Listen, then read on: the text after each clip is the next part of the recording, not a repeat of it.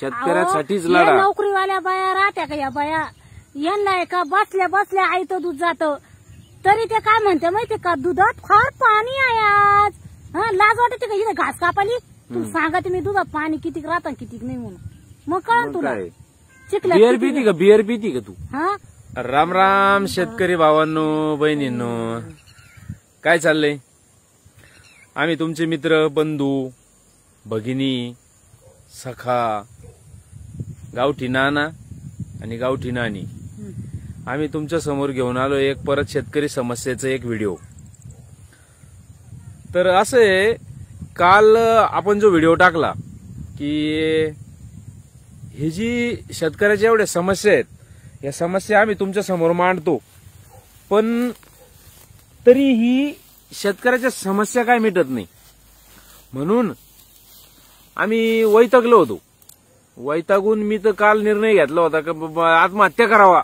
एका परची आत्महत्या केलेली बरी, पण हे शेतकरी जीवन नको. अहो आत्महत्या करून कसं चालन? मागच्यांचं काय होईल? तुम्ही जाता निघून.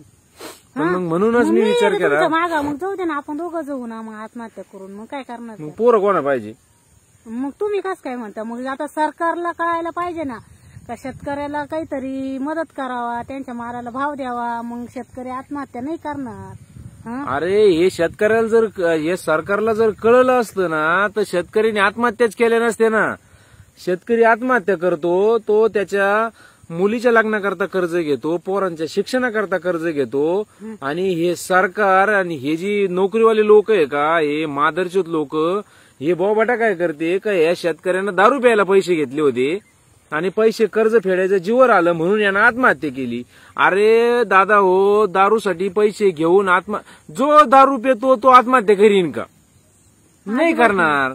मग एवढं तर यांना कळायला पाहिजे ना. इतके तर मूर्ख लोक आहे ते. म्हणजे शेतकऱ्याच्या आत्महत्येची सुद्धा चेष्टा करणारे लोक या महाराष्ट्रात आहेत. अहो त्यांना जर कळ असा ना का हे लोक दारू प्यायल्यासाठी आत्महत्या करत्या, तेच जर त्यांना कळत नाही तर काय? मग मी तेच सांगतो ना, दारूसाठी कर्ज भेटतं का? मला सांगा बरं तुम्ही, दारूसाठी कर्ज भेटतं का? मग हा शेतकरी कशा करता घेतो? मुलीच्या लग्नाकरता घेतो, पोरांच्या शिक्षणाकरता घेतो, वावरातल्या मशागती करता कर्ज घेतो, कशा तरी करता घेतो ना. पाईपलाईन साठी घेतो, विहिरीसाठी घेतो, विजेसाठी घेतो, कशासाठी तरी तो कर्ज घेतोच ना. आणि मग लोक बोबाटा काय करायचं का त्याचे कर्ज फेडायचं जीवर आलं म्हणून त्यानं आत्महत्या केली. अरे तुम्हाला लाजा वाटायला पाहिजे. कर्ज शेतकऱ्याने जर घेतलं ना तर अहो हे काय मल्ल्या आहे का? मोदी आहे का? ते ललित मोदी नीरव मोदी आहे का शेतकरी? सरकारचे कोट्यावधी रुपये बुडवून व ते विदेशात फरार झाले हे लोक, यांच्याबद्दल काही होत नाही. आणि सरकार पकडी तर कोणला? आकडा टाकणाऱ्याला, विजेचा आकडा टाकणाऱ्याला पकडीन, बिगर हेल्मेटचं हिंडणाऱ्याला पकडीन. अरे मग तुमच्या मेंदूत पाणी झालेलं आहे का? तुम्हाला कळत नाही का कोट्यावधी रुपये बुडवून हे भामटे लोक पळून जातात आणि तुम्ही पकडीता आमच्यासारख्या गरीबाला. मग तुम्हाला लाज नाही वाटत का? विचार करण्यासारख्या गोष्टी आहे की नाही? सिंपल गोष्टी आहे नाही. आणि तुम्हाला सांगू माझा घसा बसलाय पार आता. अहो पण सरकारने का शेतकऱ्यांसाठी लाईट ही दिवसा द्यायला पाहिजे. कारण त्यांना शेतीत रात्रीची जर लाईट असली ना तर वाघ राहतो, किरकुड राहते, मोठे मोठे, इतकी भीती वाटत तरी रात्री शेतकरीला पाण्यालाच भरायला यावं लागत. जर नाही भरलं तर माल वाळून जातो. तसं नाही ना, पण मग यांना ना दिवसाची लाईट ही कंपन्याला द्यावा लागते ना.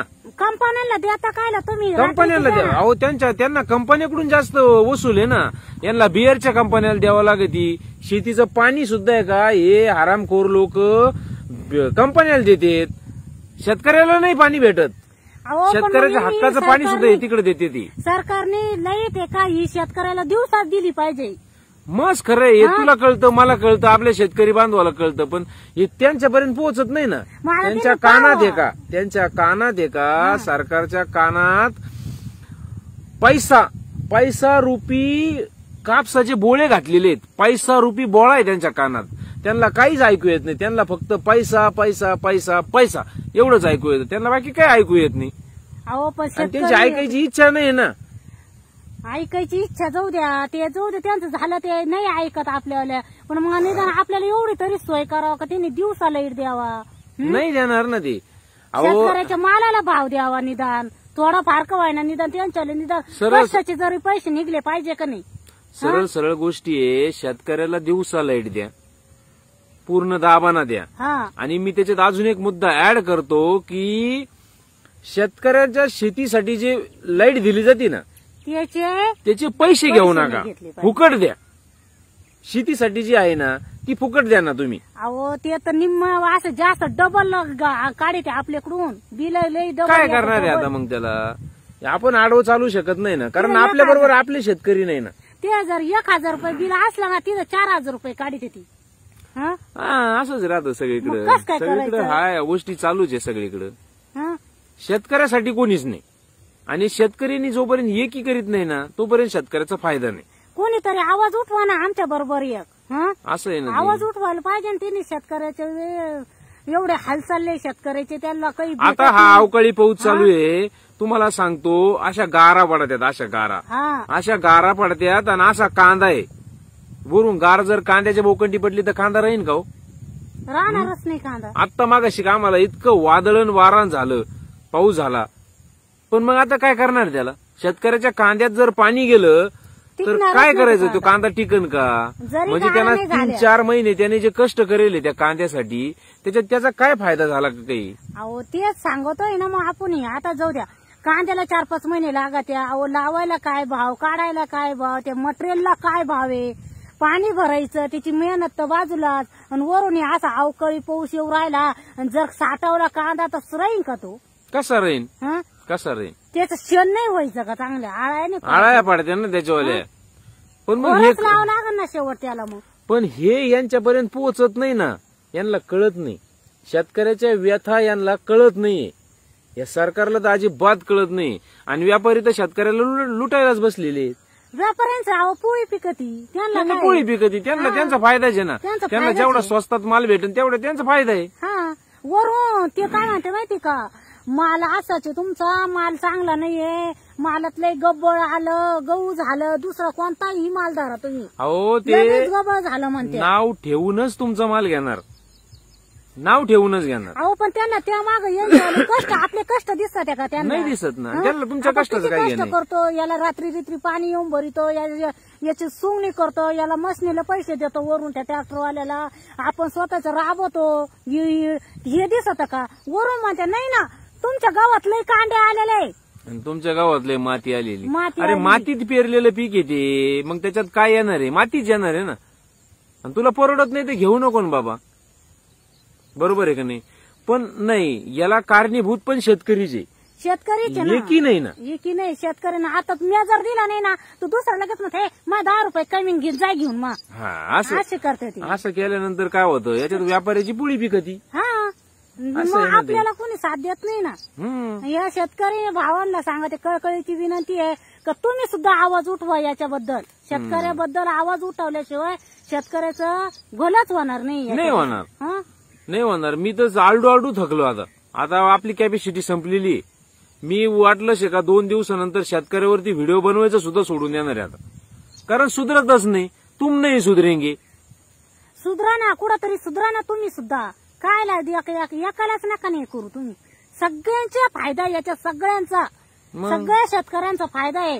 जर कोणत्या मालाला जर भाव वाढला ना, कापूस झालं, गहू झालं, कांदा झालं, ऊस झालं, दुसरं कोणताही भाव सोपी गोष्ट आहे. शेतकऱ्यांनी शेतीवर आधारित जोडधंदा म्हणून पोल्ट्री फार्म चालू केली होती, बरोबर आहे का नाही? हा, ह्या कोरोनाच्या टायमाला ह्या हरामखोर लोकांनी अशा अफवा पसरवल्या की कोंबड्यामुळं कोरोना वाढतो.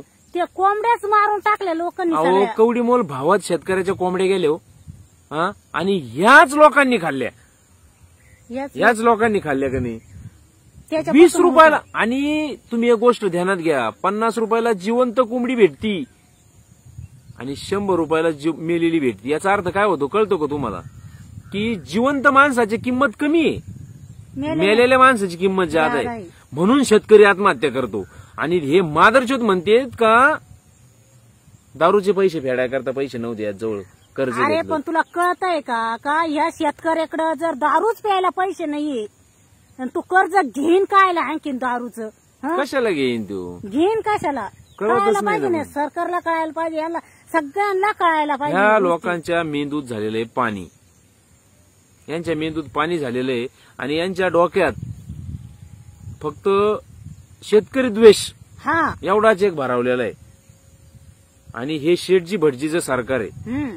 हे शेतकऱ्याचा फायदा करणार नाही, शेतकऱ्याचा फायदाच अजिबात करणार नाही. करणार नाही.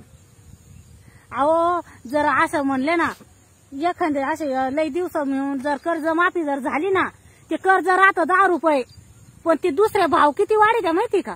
50 रुपयानं भाव वाढीत, लगेच 50 रुपयानं. असंच राहतं ते. 10 सोयाबीनचे रुपयाचं जर माफ भाव केलं ना. सोयाबीनचे भाव झाले समजा 8,000 रुपये, त्यावेळेस तेलाचे भाव केले तिने 200 रुपये किलो. हा. 200 रुपये केले, सोयाबीन परत आली 4,000वर, तेलाचे भाव झाले का कमी? नाही झाले. मग ह्या त्यांच्या थेअरी आहेत, तुम्ही विचार करा. 10 रुपये माफ केले का ते 10 रुपयापेक्षा 50 रुपये आपल्या अहो कुठे आम्ही तर तुम्हाला सांगतो, शेतकऱ्याला कर्जमाफी देऊच नका. आम्हाला नाही लागत तुमचे उपकार, फक्त आमच्या मालाला भाव द्या, हा. बस. बाकी काय लागत आम्हाला? कर्जमाफी देऊच नका, अहो, आमच्या मालाला भाव द्या. शेतकरी आजही बाप आहे सगळ्यांचा. हा. आम्ही कष्ट करून माल काढतो का, त्यालाच भाव मागवतो आम्ही फक्त. आमच्या कष्टाला भाव मागतो आम्ही, तुम्हाला नाही मागत असं ना. म्हणत नाही का आम्हाला हे द्या आणि ते द्या, आम्हाला लगेच नकोय कोणतं. आम्हाला आमचं भेटलं बस, आम्हाला कोणाची गरज नाही. आम्ही भिकाऱ्यासारखे तुमच्या पुढे हातच बसरीत नाही. आम्ही अहो, तुम्ही जर फक्त आमच्या आमच्या मालाला मालाला जर भाव जर दिला ना, शेतकरी राजा काल पण होता, तो आज पण राहील ना उद्या पण राहील. राजाच फक्त येतो. आहे का त्याच्या मालाला भाव द्या तुम्ही. फक्त त्या राजाला बळी राजा करू नका, हा. बळी बळी द्या, देऊ नका त्याचावाला. बळी घेऊ नका तुमच्या राजकारणापायी बळी देऊ नका. आणि शेतकऱ्यांना आपली हात जोडून विनंती आहे की शेतकऱ्याच्या पोरांनो, कोणत्याही पक्षाचा झेंडा घेऊन हिंडू नका, त्यांच्या मागे हिंडूच नका. अजिबात हिंडू नका. उलट तुम्ही त्यांना दाखवून द्या, या राजकारणी लोकांना तुम्ही दाखवून द्या का जो झेंडा आहे ना, त्या झेंड्याला दांडा पण आहे.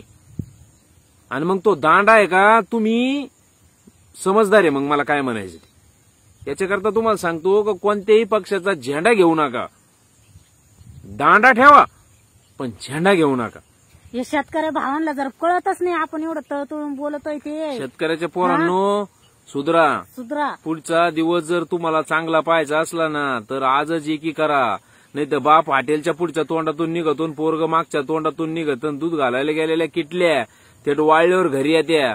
वावर ऐकता ना, वावर ध्यानात ठेवा. तुम्हाला कष्ट जर करा, कष्ट करा आणि आवाज उठवा, शेतकऱ्याबद्दल आवाज उठवा का शेतकऱ्याच्याच मालाला भाव भेटला पाहिजे म्हणून. आणि आज उद्या जरी तुम्ही नोकरीला लागले ना, तर शेतकऱ्याच्या विरोधात बोंबलू नका, कारण तुम्ही शेतकऱ्याचे पोर आहेत. हा. शेतकऱ्यासाठीच अहो, लढा. या नोकरीवाल्या बाया राहत्या का, या बाया यांना आहे का बसल्या बसल्या आईचं दूध जातं, तरी ते काय म्हणते माहिती का, दुधात फार पाणी आहे आज. हा, लाज वाटते का इथे घास कापाली? तू सांगा तुम्ही दुधात पाणी किती राहतं किती नाही म्हणून. मग कळलं तुला काय चिखल्यात बिअर किती पिती का, बिअर पिती का तू? हा, ते बसल्या बसल्या म्हणते दुधातले फार पाणी आलं. हा, काय आता आपलेच दात आहे ना, आपलेच होट आहेत, त्याच्यामुळे जास्त बोलण्यात मजा नाही. भावांनो बहिणींनो, फक्त एकच सांगतो, शेतकऱ्यासाठी लढा, लढा लढा. शेतकऱ्याच्या बाजूने लढा. हा. तुम्हाला लढल्याशिवाय तुम्हाला काही भेटणार नाही, हे पण मी तुम्हाला सांगतो. आणि शेतकऱ्यांनी एकी करा. एकी करा बस. शेतकऱ्यांनी जर एकी केली ना, सगळ्यांच्या बरोबर सगळ्यांच्या मालाला भाव भेटणार. हे व्यापारी लोकांना पण कळण का हे शेतकरी एक झाले बा म्हणून, हे काय आपल्याला कोणाला द्यायना माल. मग कळलं बस. मग हा, सरकार पोटापुरतं आपलं- पिकवा, विकायला पिकवू नका फक्त तुम्ही. हा, तर पहा, उद्याचा दिवस तुमचाच राहणार आहे. तुमचाच. तर सगळ्यांना भावांनो बहिणींनो, जय जवान, जय किसान, जय शिवराय.